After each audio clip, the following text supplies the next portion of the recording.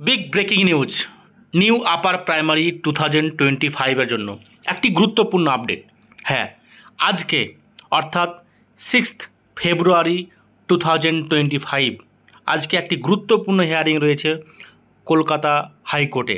হিয়ারিংটা কি, যে আরটিই অনুযায়ী, রাইট টু এডুকেশান অনুযায়ী যেমন প্রতি বছর প্রাইমারি টেট নিতে হবে NCTEA রুলস অনুযায়ী, ঠিক একই রকমভাবে 5 to 8 বা 6 to 8 মানে আপার প্রাইমারি কিন্তু NCTEA রুলস অনুযায়ী প্রত্যেক বছর কমপক্ষে একবার টেট নিতেই হবে। এটা হচ্ছে NCTEA রুলস, নিতেই হবে প্রত্যেকটা রাজ্যকে।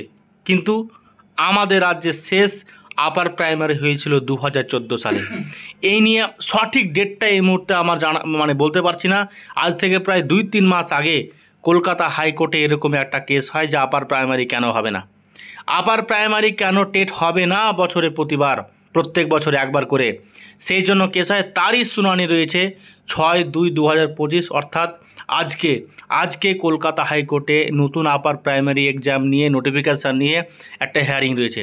কি হবে এই হিয়ারিংয়ে, নাকি নতুন কোনো তারিখ দেবে, আমরা সমস্ত আপডেট জানিয়ে দেব দ্য সিওর সাকসেস ইউটিউব চ্যানেলে। সঠিক খবর পেলেই জানাবো, যদি খবরটা জানানো দেরি হতে পারে কিন্তু সঠিক খবর পেলেই জানাবো।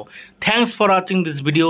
যারা নতুন আমার চ্যানেলে তারা আমার চ্যানেলটা সাবস্ক্রাইব করে দেবে এবং কমেন্ট বক্সটা ভরে দেবে কিছু একটা কথা বলে, ভালো খারাপ যাই হোক তোমাদের মনের অনুভূতি, যে কোনো প্রশ্ন কমেন্টে লিখে যাবে।